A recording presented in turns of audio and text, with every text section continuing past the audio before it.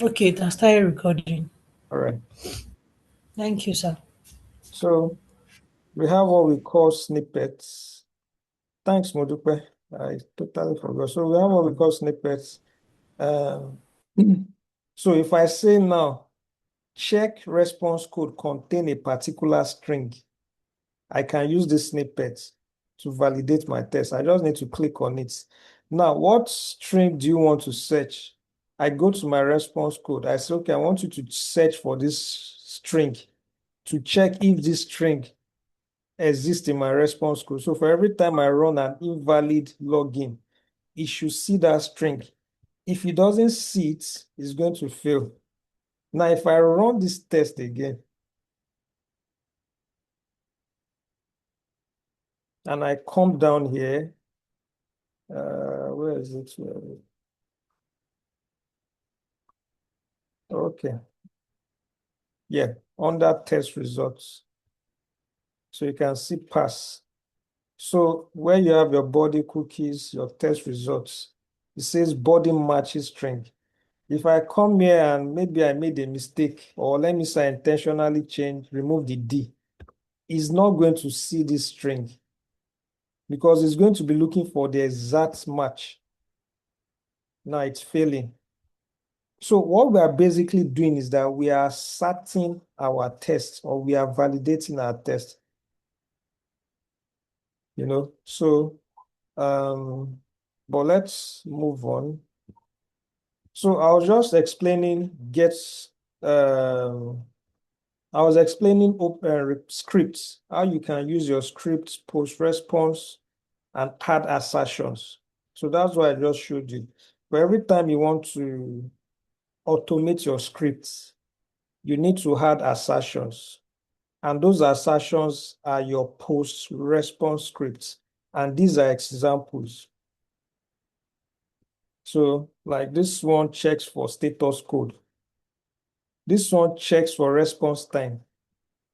This one checks for JSON function. And response is JSON rather. This one checks for user ID and valid email. It now depends on what you want to validate. And post response assertion script. This is your scripts. This is your post response, and your snippets is where you had your different assertion. If I want to add for status code, I'll click on it. Uh, Now it's saying have status 200, but what we are seeing here is 401. So if I send it, it's going to fail because it's not saying 200. Now we now have two tests because I had additional snippets. You know, Assuming I change this one to 401 now, and I send. It's same 401 as its response code. That's why it's passing. But this one, if I had the D back, it's going to see the invalid, now it's passing, it's passing. Okay, so next, automates post requests. What does this one say? All right, so we have different, this one is register a new user. Same thing applies. You want to register a new user. You don't have to come here all the time and be changing it, you know, changing their name, their, organize. You can add a pre-request script that will do that for you, you know. So like this register new user now, I can still come here, go to my, come to invalid login, go to my pre-request scripts, copy or generate email. Let's say it's just generate email I want to use. I go back to my register, my script, pre-request scripts, I paste it, you know. So I can say, sorry, let me check something. Okay, we are good. So register new user. So excuse me. So I can just copy this random email and go to my body and I'll change this to Uh, yeah. So I'll change this to, so I'll just change this to random email using the opening and closing curly brace. So what that means is that for every time I send this, it's going to generate a random email and run my tests. Now it says registration successful. So now I don't need to come here and be changing email all the time. For every time this is where it generated. If I run it again, it will generate another email and run my tests. But if I use the same email, it's going to say user already exists or something. Email already exists. You know. Now for this one, if I want to run my test, my automated assertion scripts, I'm going to check for three things now. I want to check for three things: response message, status code, and response time. And how do I do that? I go to my scripts. I click on snippets. No, first I go to post requests, post response section. Then I click on my snippets. Then I had status code, enter. I had contain string, enter. Then I had response time is less than, you know. Now, for response code, our response code is meant to be 201. So I update this to 201. For our response message, I'm going to use true. Success equals true. If it's false, we know it's failed. Now, for time, I'm going to use less than 2 seconds. This is 1.4 seconds already. So 2000 milliseconds is 1 second. I mean, it's 2 seconds. 1000 milliseconds is 1 second. So I had change this one to 2000 milliseconds, which implies 2 seconds. So if I run my test, if it exceed 2 seconds, this particular assertion will fail. So let's run this test now. I should have three results. So if I come to my body, check my test results, everything passed. It was less than 2 seconds, 1.3 seconds. Body matches spring. Status, oh, sorry, I'm supposed to update this. Status code is 301. They should both be the same. So, all right. So that's for adding snippets. So what I've showed us is how to, so every of your tests must have all these assertions. You must assert something for every of your tests, because by the time you automate it, your pass or fail depends on the assertions you've added. That's what calculates your test results, just like your test case. So now the next part I want to show us is use of collection variable. Um,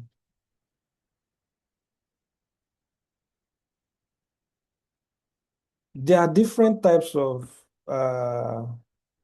there are different ways you can store variables. So variables are, for example, variables are reusable data. For your collection, this is your collection variables. This is where it's storing all the email, it's generating the password. Now, there might be conflicts. I'm using the same code for invalid and register. So in order not to confuse us, I'm going to change one to, so this random email, I'm going to change this to, let's say, random email new user. So it won't be confusing.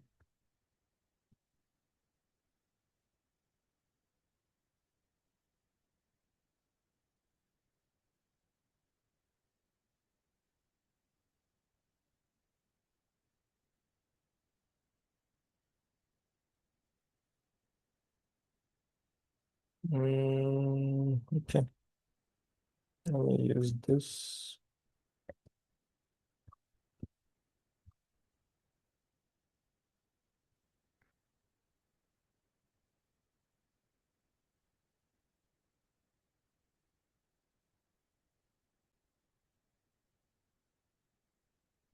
I think I made a mistake.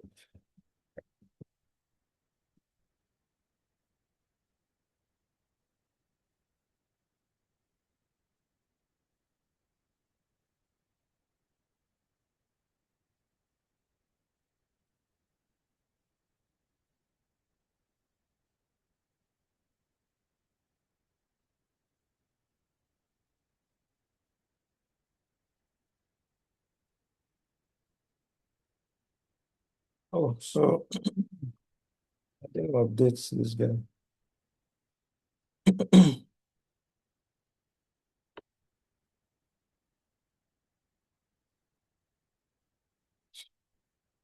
So we can have one for new user.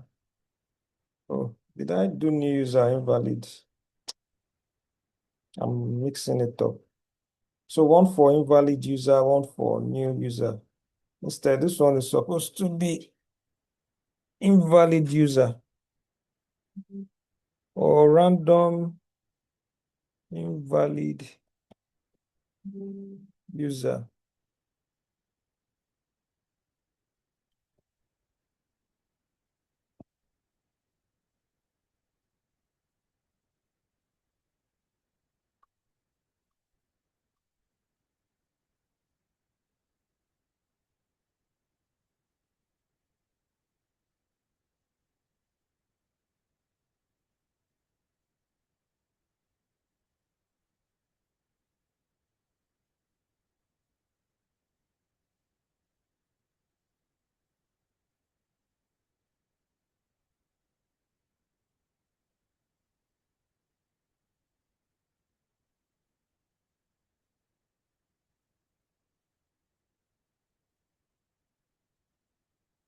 Oh,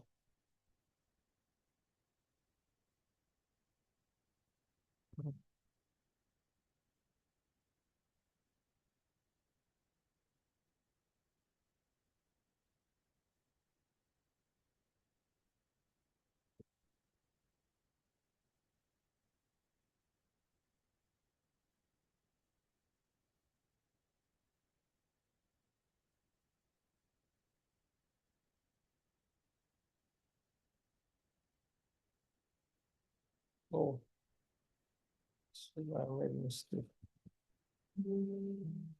How this thing change now?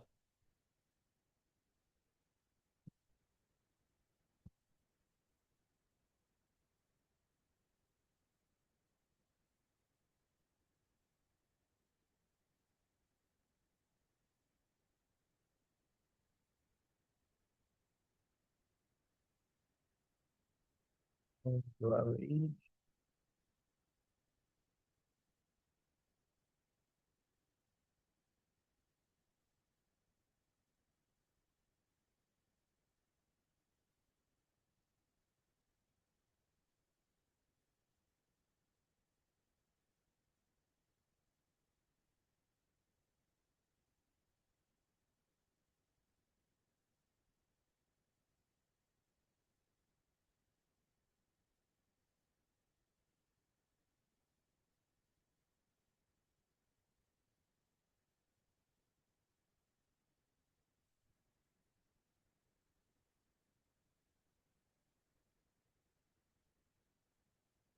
Okay, so it's fixed now. So I was trying to not use the same script for register user and invalid user. So I'm trying to separate them so we won't get confused. So yep. Where did I stop? Okay, now I was talking about collection variable. So I was saying for your collection, if you click on your collection,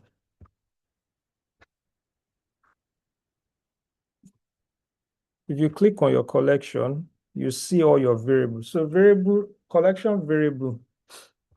What's this one? Oh, our free meeting will end in 10 minutes. Well, So collection variables, I might send another link. Yeah. Collection variable opens helps you store reusable variables. So I'm going to explain. So for example, now your base URL, it's something that needs to be stored on your collection variable because it can change tomorrow. Let's assume this API, this URL changes tomorrow, and you have like 100 endpoints. That means you have to start coming here and be changing it one after the other. But if you store this URL in your variable, let's say I call it base URL, and I type it, I just save it. What that means is all I just need to do is come here and replace this with my base URL using the open curly brace also. Base URL. Simple. And if I still send my tests, it will still work. Now, why this makes sense is that, like I explained, if this base URL changes tomorrow and I have like 200 requests, all I just need to do is come to my collection variable and update it here. That's all. So it also makes sense to store reusable data in your collection. That's why when you generate a random variable or email, it stores it in your variable. There's also collection variable. I mean, environment variable. So this one, you can create an environment variable, but let's not dive into this yet. So I don't overload you guys. It's still the same, just that it's done differently.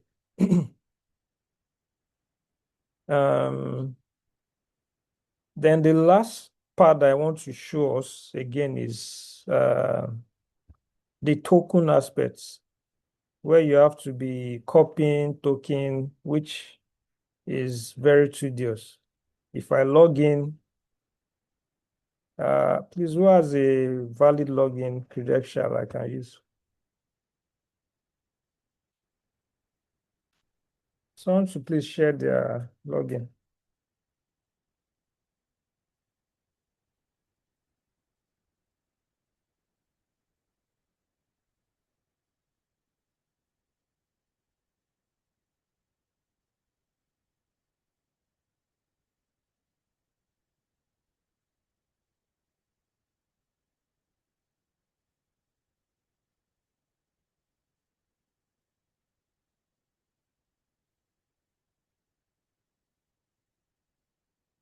Nobody is saying anything. Yeah, I'm trying to share my.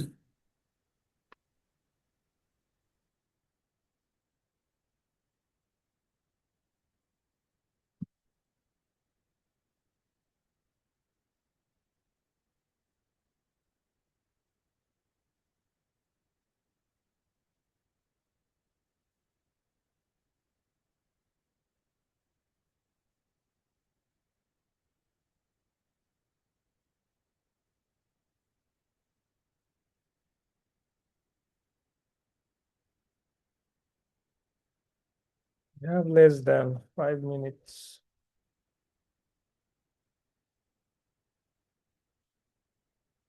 Or can someone just call it out?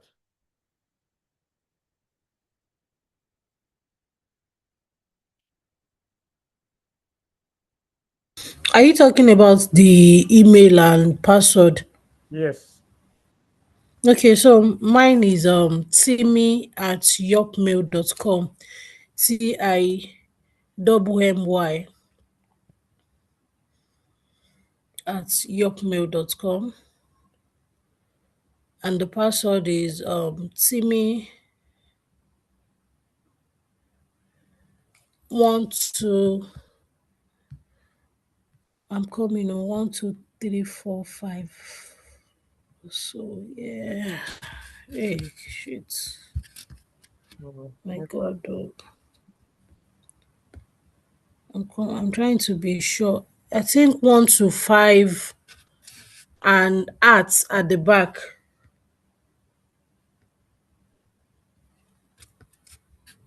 Valid. Is Okay. it valid? Yeah, it's working now. Okay.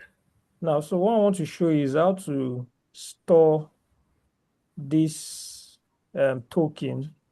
For every time you log in, you should store it in your environment variable so that you can always reuse it without having to copy and paste.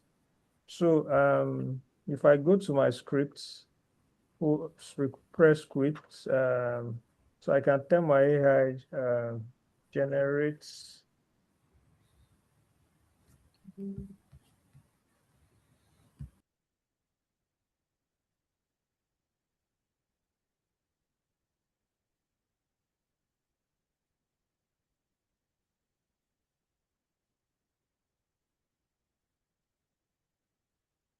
So you're going to generate the script for me.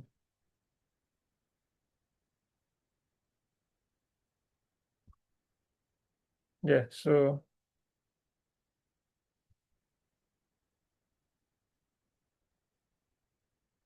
with this now, if I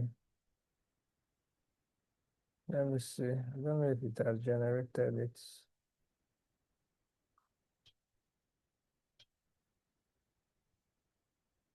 Now I can see my access token and refresh token are stored in my collection variable already. So what that means is that for subsequent tests, I don't, let's say logout, for example. Now, I think logout requires, I don't know. So any tests, I don't have any other test I can use to. So any of your tests that requires authorization, bearer, uh, bearer token, all you just need to do is pass your access token, which you already saved in your collection variable. So what this means is that even if your token expires, just come to login. Once you fire your login request, it's going to update the access token and the refresh token with the new login response. So meaning all other requests that already have this, you just need to send, send, send. You don't need to be updating anything again. I don't know if that makes sense. So this is going to make your work easier and faster. You don't need to be copying and pasting up and down. So let's say I want to get properties now. I don't have the collection. Okay, let's say where's properties. So let's say I want to get properties now.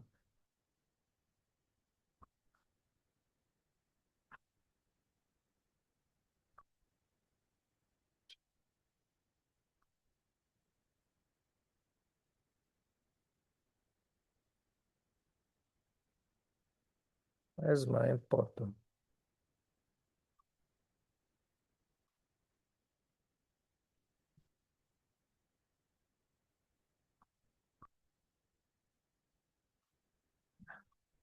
Where's import?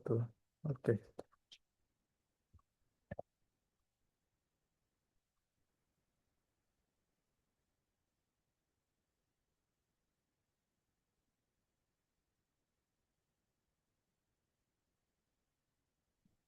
Case sounds again, right? Okay. So let's say I want to run this test now. I'll change this to my base URL, standard practice, good. Then if I run, it's going to say unauthorized. So I come here, I do my bearer token, it's already here. If I send 200, okay. So how are we saying? You don't need to be copying token and pasting. Once you just pass the variable, send your login, everything is fine. So I think we'll be stopping there today. I'm going to share this video and the Google Doc